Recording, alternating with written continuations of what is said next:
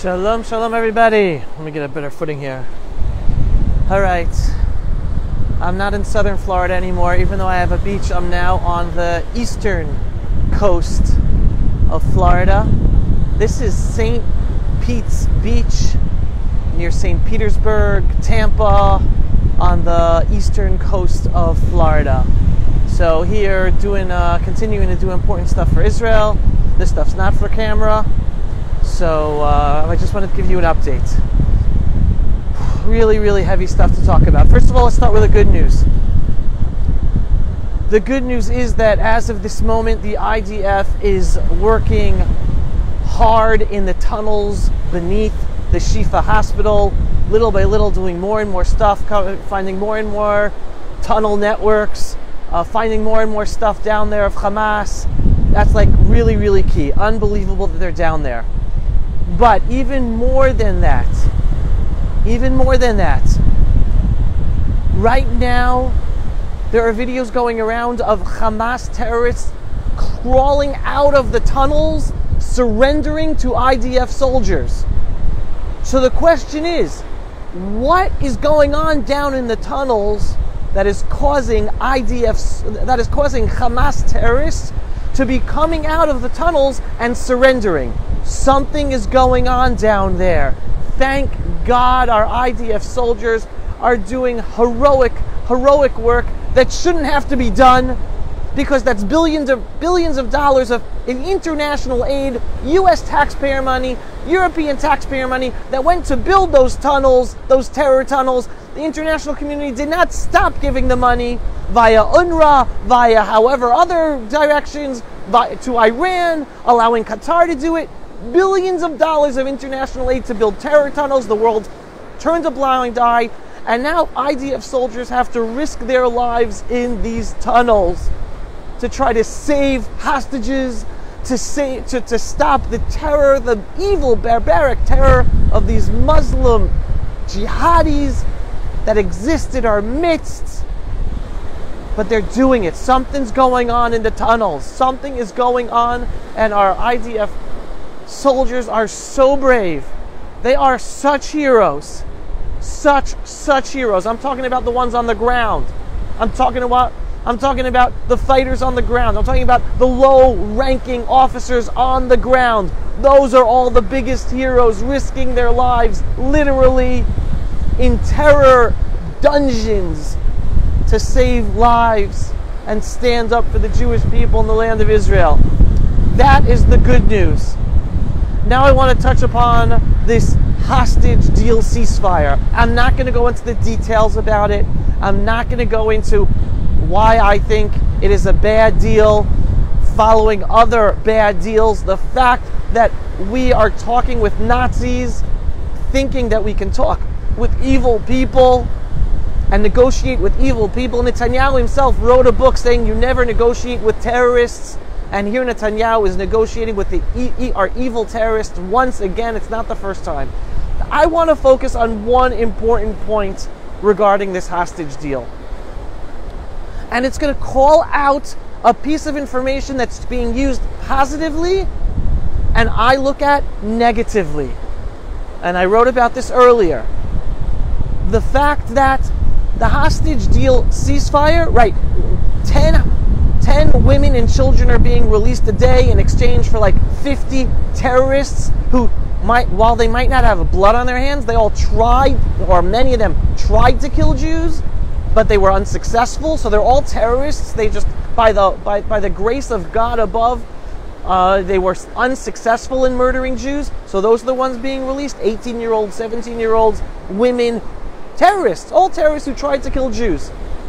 So they're being released, and we're getting 50 women and children. Please God, they should come home now that the deal is done, right? I'm not going to argue against the deal. The deal is done. But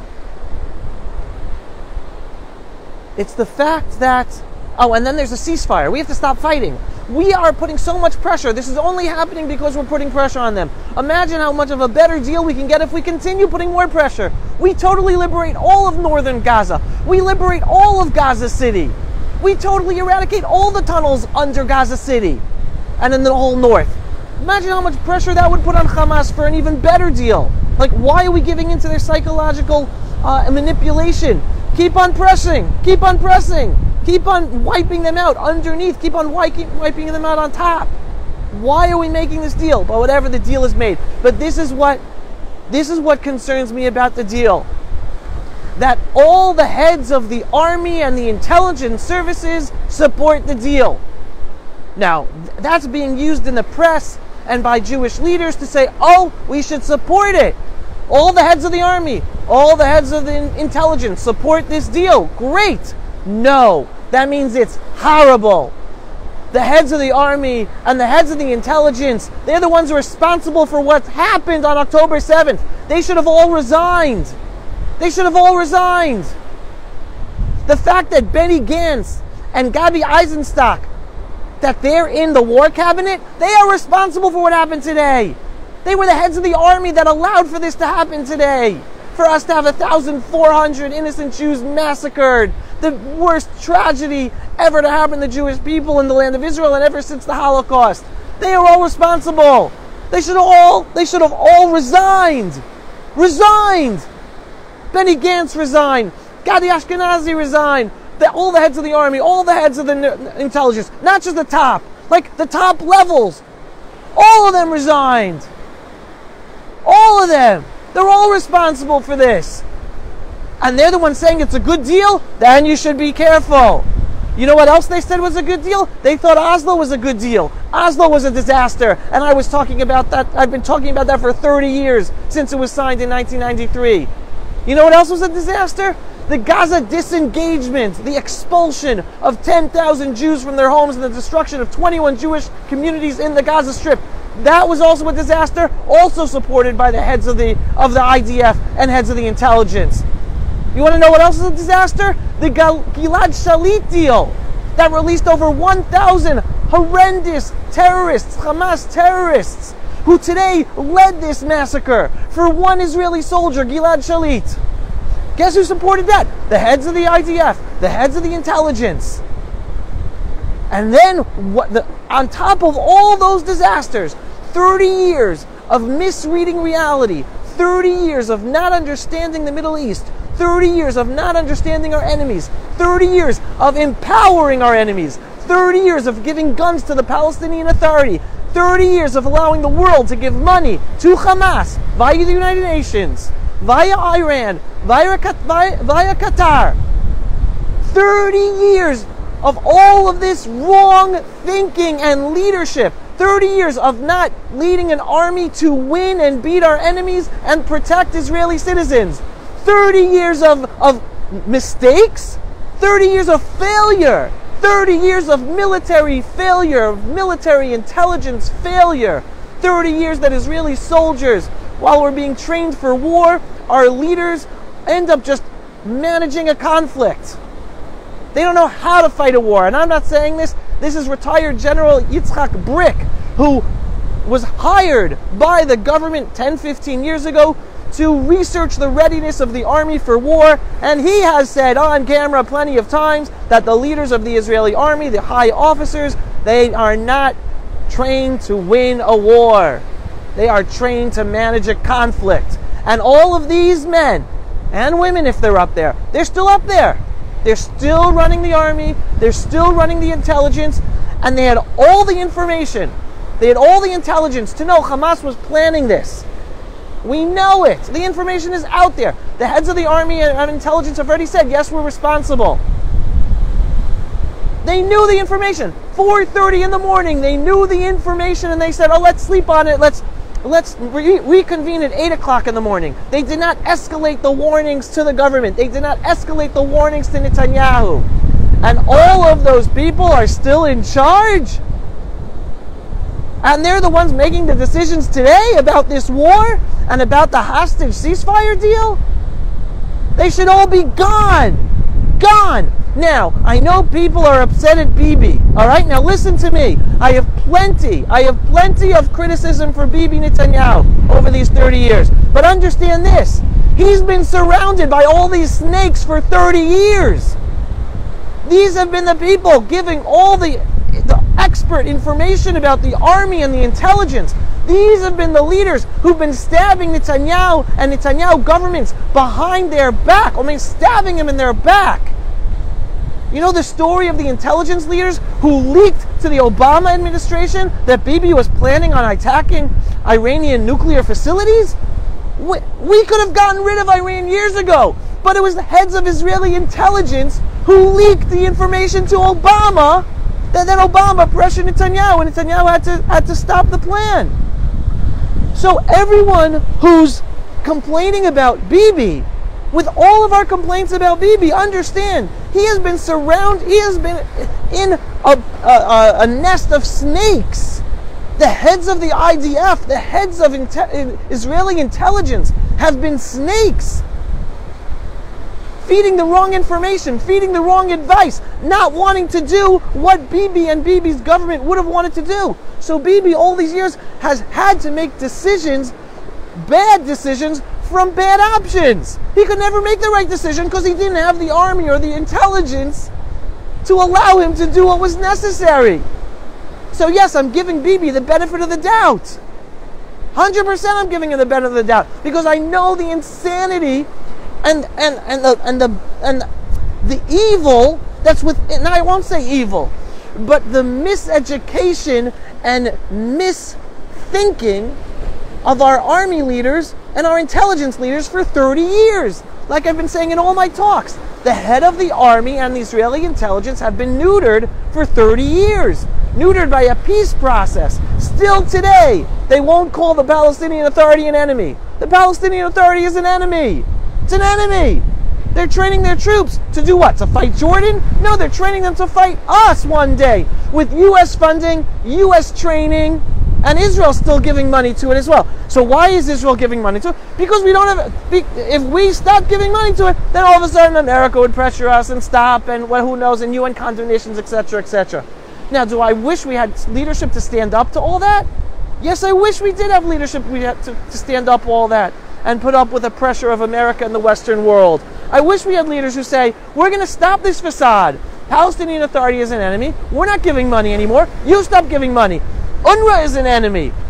United Nations is an enemy. You stop giving money. Pull out of UNRWA. I want leaders saying all that. I want leaders saying all that. In the meantime, we don't. We don't. And in the meantime, Bibi Netanyahu has been in a hornet's nest or a venom nest, surrounded by intelligence leaders and military IDF leaders who have not allowed him to properly defend the Jewish people and the Jewish state of Israel. This is our reality. That's why I'm worried about this deal.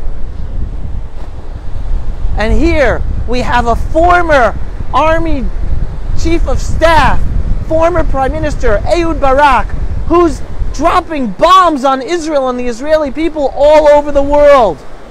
In his interviews, he's saying horrendous things that are not helping Israel, they're hurting Israel. On CNN, to one of the worst anchors of CNN, he's saying unbelievable information that's hurting Israel when we're trying to defend ourselves on the world stage. This is the same Ehud Barak who said back in 2020 that Israeli bodies are going to be dead for then Israel to call him to be prime minister. What did Ehud Barak know in 2020 that we still don't know today? Why did the leaders of the anti-judicial reform protest movement say that Netanyahu won't have an army come September? Their words, not mine. And this is a protest movement that heads of the IDF and heads of the Israeli intelligence were involved in. They were involved in protesting, and behind the scenes, they were giving information where Israeli ministers were so that hordes of mobs of anti-judicial reform protest people could be there protesting against them. How'd they get the information? Because Secret Service leaders were leaking that information. What is going on? What is Ehud Barak and these protest leaders, who it's always been about getting rid of Bibi. It's always been about getting rid of Bibi. We have a very evil, deep state in the bureaucracy and in the high echelons of the army and the IDF and intelligence. Not all of them, but enough of them to cause chaos. Chaos that's brought about the horrendous massacre we just experienced. And yes, Bibi is the good guy. And how do you know he's the good guy? Because they've been trying to get rid of him for 30 years. And he's been stopped right and left every time he's turned. So imagine how unbelievable it is that Israel is in the situation it is, and not worse. And not worse. Yes, that massacre could have been even worse, and we could have been massacred years ago, and the deep state could have given away Judea and Samaria years ago, and we could have had massacres inside of Israel years ago, because the deep state within Israel, including high officials in the army and high officials of the intelligence, they have a different agenda, and it's not protecting the Jewish people and the Jewish state of Israel. I don't know what the agenda is. I don't know, but it's not good. It's not good. And you're getting this information here because one day, after this war, there's going to be an investigation. And guess what? The people running the investigation are probably going to be people from the deep state who are going to allow all the people involved in the deep state to get away with their evil and then punish the politicians. The politicians are puppets up on top with no power. They have no power to anoint their attorney generals and their ministries. They have no power. The deep state tries their best to kill all their initiatives. Whenever we get a right-wing government, the deep state and the justice system tries to kill all their initiatives to strengthen Israel, to strengthen the army, to strengthen the Jewish character of the state of Israel. That's how strong the deep state is. That's why the judicial reform is so necessary, and that's why we needed it. And one day we'll have it. But I want to end on the positive. You know me, folks. I'm going to end on the positive. The positive is the Jewish people today are in the situation where the situation is not worse and it's going to be better because of our brave King David-like heroes on the ground in the IDF fighting like lions of Judea, fighting in the tunnels, fighting in the streets. It's the low-ranking officers and the fighting soldiers on the ground. We are going to win because of them. We're going to win because of all the King Judea-like proud Jewish Israeli soldiers today who run into the line of fire and saved so many Jews from an even worse massacre down south. Despite the failed leadership of the top of the IDF and the intelligence, we are going to win because Am Yisrael is strong. We have weak leaders, and right now I'm talking about the military and the intelligence and the deep state. I'm not talking about the politicians. They're weak for another reason because they can't get anything done even if they wanted to because the deep state stops them. We're going to win because Am Yisrael is strong. The Jewish people today have come together, raising money, buying equipment. Why equipment? Because the leadership of the army is so rotten that it didn't prepare for this situation. It didn't have enough equipment for the army. So the Jewish people is providing the equipment. I'm positive. Am Yisrael is strong. Am Yisrael is going to come out of this, despite the failure of our military intelligence leadership. So be positive, folks. I'm just here to tell the truth that's not being told anywhere else in the establishment media, and to talk about these issues so that we know about them, and then also to give you all the chizuk why we're going to come out of this. God above is looking at us, and He sees the achdut, the unity of Am Yisrael, and that's our power. And He sees the spirituality and the good and the kindness and the helping we're doing to one another. And while it is so sad, all of the soldiers who are losing their lives because of a failure of the upper echelons, they're the ones who should be paying the price with their lives, not the sweet, so sweet, pure fighting soldiers on the ground. The high school in Efrat lost three students in one class just over the last few days or weeks. 3 students in one class from Neve Shmuel and Efrat. So many sweet souls have been taken because of a failure of our military and intelligence leaders. It is so sad. And yet they're still in positions. And yet they're still advising. It's insane. Just trying to get composed. Because again, the positive is there are so many more pure IDF soldiers on the ground doing the work. And we're going to win.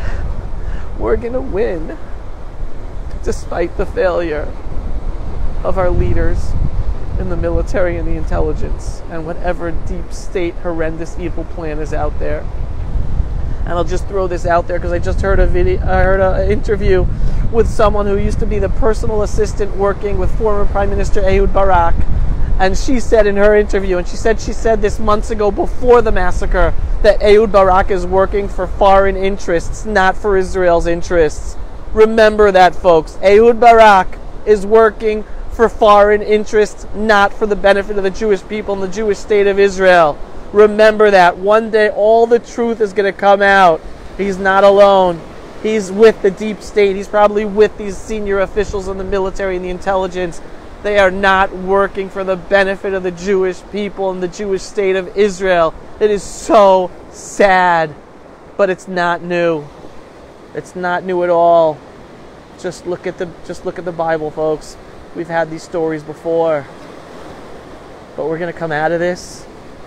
And even though I'm here in the beach of St. Pete, outside of St. Petersburg in Tampa, on northeastern Florida, we, the Jewish people, in the modern Jewish state of Israel, we are going to win. And we are never, never leaving. We are home.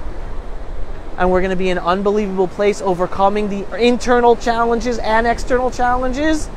And if you're Jewish and you're not home in Israel yet, come home. Start making your Aliyah plans. Even if it's just a 5-year plan, start making it. Start telling your kids. Start telling your grandkids. Israel is this, even with what happened, Israel is and will be the safest place for Jews moving forward. We know the tsunami of evil that is coming because we have faced it. The Western world doesn't know it. The Jewish community in America and Europe, they're starting to wake up. In America, they don't know it. It's coming. It's coming. Start making your Aliyah plans now. Start thinking and preparing your family to come home to the Jewish state of Israel. We're going to overcome our failed, weak, and maybe even corrupt leadership deep state in the military and the intelligence. We're going to overcome them. Am Yisrael Chai, folks. Am Yisrael Chai. Thanks for watching another episode of The Pulse of Israel. I can't tell you how much I appreciate all of your support in watching and sharing our videos. Please, if you're not yet a subscriber, we need people to subscribe. We need you to subscribe. Subscribe. Go to pulseofisrael.com and subscribe so you can see every video, get every email. And we need your support. I need you. There's so much work to do. There's so many videos to make. There's so many people to interview. We need your financial support to make it happen. Please. Go to pulseofisrael.com and click on the donate button to help us help wake up as many people as possible around the world with the inspiring truth about Israel and the Jewish people and what's happening in the Jewish state of Israel today. Please, it takes a lot of money. We're doing everything we can with whatever little money we have. The more money we have, the more work we can do. The more videos we can make, the more professional videos we can make, the more people we can interview, the more information we can get out there. So please, please, please sign up at pulseofisrael.com. Click on make a donation. Send and share the videos with everyone you can to help us make an even bigger and bigger impact because we are in redemptive times. We are bringing the Geula. It's the confusion and evil around us. We're going to overcome it all. It's going to be awesome. It's going to be awesome. Shalom, everyone. Thanks for watching.